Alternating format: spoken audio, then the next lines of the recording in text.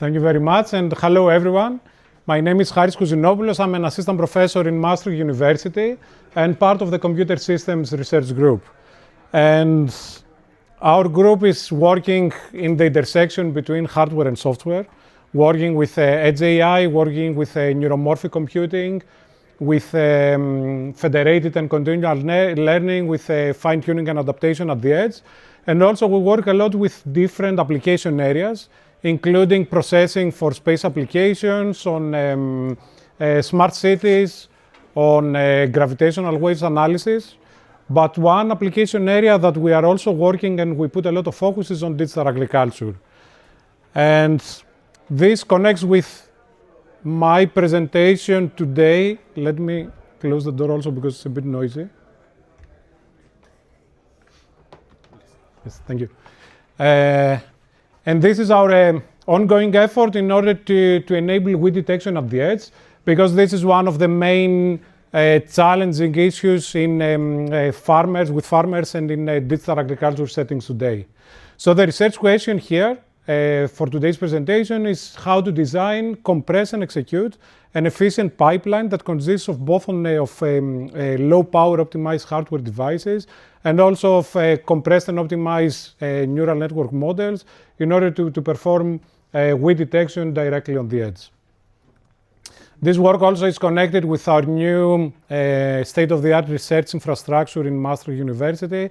These are the 1,600 square meters facility located in Venlo with greenhouses that include different climate chambers and specialized research rooms for crop studies under controlled environmental conditions. So, what are weeds? There are more than 250,000 plant and crop species worldwide, and approximately out of this, 3% or 8,000 species can be classified as weeds. Here I have an example picture of some of these weeds, for example, viola or horseweed or bidens and so on. And out of these 8,000 species, more or less around 200 of them, they are considered to be very invasive and very problematic for farmers and for agricultural systems. And as a matter of fact, weeds together with pests contribute the most to yield loss in crops globally. So how people do and farmers do usually combat weeds today? By the indiscriminate use of herbicides or fungicides. And this is also problematic because the use of herbicides is both damaging for the environment and can affect the natural systems, but also it's very costly to purchase and to apply. There are some works on weed detection in agricultural settings. However, there is only very limited body in the literature about how you can use very small low power edge devices, usually coupled with energy harvesting sources, in order to perform object detection and classification directly at the edge. And this is where we try to improve on this gap. So in terms of from the software side, we started with a YOLO detector, the YOLO V8N model, having 3.2 million parameters distributed across 129 layers for a total size of a little bit less than 10 megabytes. And from the hardware side, this is an example of one hardware system that we integrate ourselves. This is built around a Cortex M33 core from STM32 with 2 megabytes of flash memory and 768 kilobytes of SRAM. And this is one of these systems that we integrate, but also we work with systems from NXP and also with FPGA devices. In order to perform data acquisition at the edge, this hardware system is equipped with the OV5640 image sensor with a very low power consumption.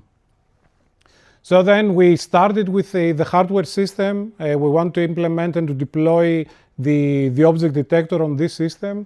However, the problem is that, first of all, the YOLO V8N is not optimized directly for low power consumption and also simply does not fit within the constraints of the hardware. So in order to enable this, the deployment, we pass through a deployment pipeline, starting first of all with selecting a dataset and performing a pre-processing. Following that with a stage on the pre-training of the model on outside of the edge, of course, on GPUs. And then finally with an iterative process of a compression and fine-tuning. We try to decrease the number of parameters or to decrease the numerical representation of the weights and the activations of the model in order then at the end to convert and deploy the YOLO detector on the target MCU. For training of the model, we use the crop and width dataset. This is an open dataset composed of labeled images from cultivation areas in Austria. And this is balancing, it includes information both for crops with 16 different crops and also with from weeds with almost up to 60 different weeds. The total number of representations, it was approximately 20,000 crop labels and almost 60,000 weed labels. Then for some experimental results, when we, before the deployment, first of all, in order to determine the accuracy of the model, we perform a 5-fold cross-validation, wherein the most accurate folds, we achieved a mean average precision 50 of 0.6. Additionally, in order to determine the generalizability of the model, we performed also a cross-dataset validation by using a completely different unseen dataset. This is called link-on-bit and consists of images of sugar beets from commercial sugar beet fields in the UK and also of wheats in the surrounding area. Finally, we performed an object scale analysis in order to determine whether the size of the weeds is the most significant factor that affects the accuracy of the model. And this is confirmed, as you can see here, when we select only larger labeled weeds from the dataset, the accuracy of the model is significantly increased over 86 MAP50 and significantly drops when we select only medium-sized or small-sized weed labels. So then after the training and the fine-tuning of the model, we went to the model compression stage where we performed structure pruning and also quantization. For structure pruning, we followed an iterative pruning schedule, and this followed a progressive geometric decay schedule. This means that we started with a higher compression rate during the first steps of the iterations, and we dropped the intensity of the compression as the steps went by. And also for the gradual pruning, we selected a local L1 norm-based filter ranking.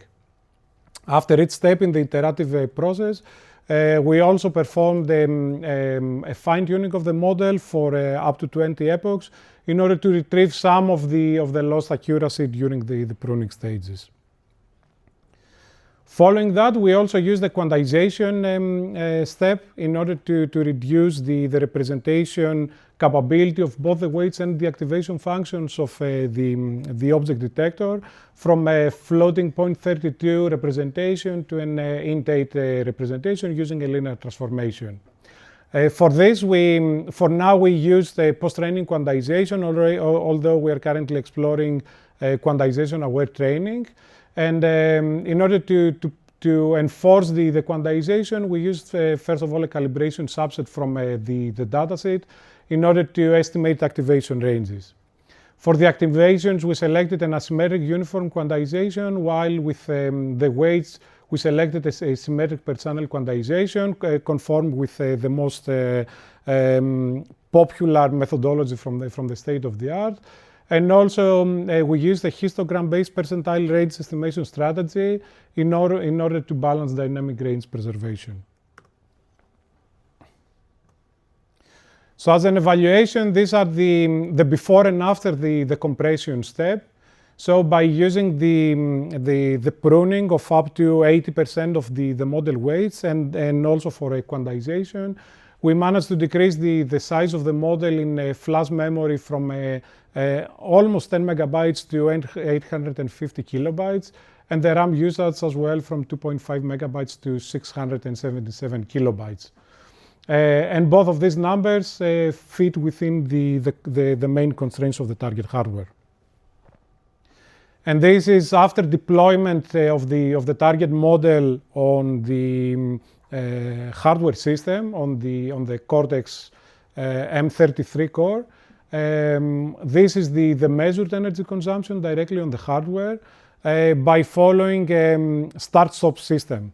Essentially, we wake up the system, we perform data acquisition and also inference at the edge, and then we put the system down to a stop 2 sleep mode in order to conserve as much current as possible.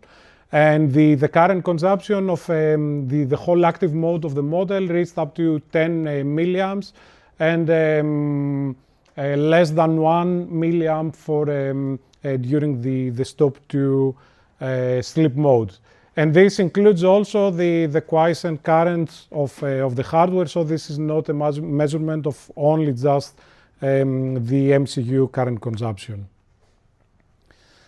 Some of the final figures, this is a comparison of the target implementation when deployed on the Core M33 core.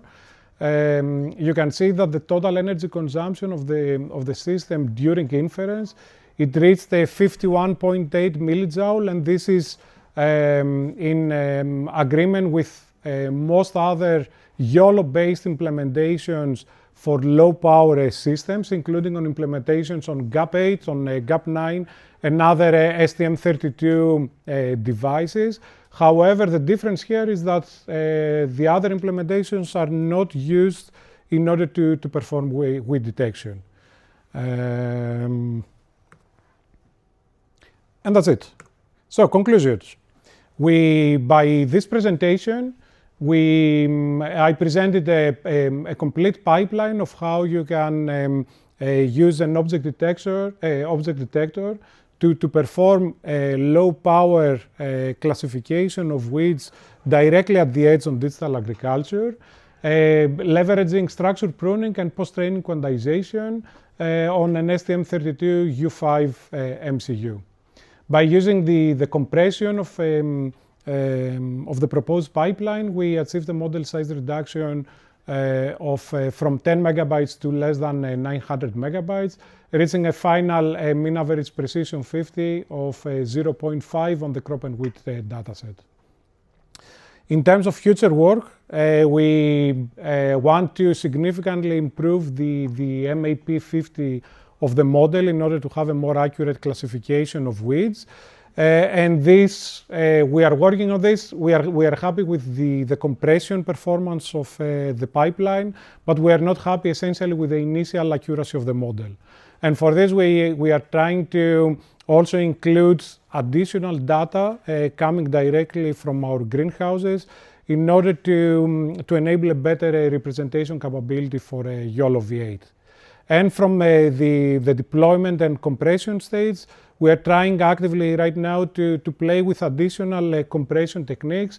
For example, low rank factorization with using transfer learning instead of pruning, and also using neural architecture search in order to further enhance the model energy consumption while maintaining the detection accuracy. Thank you very much.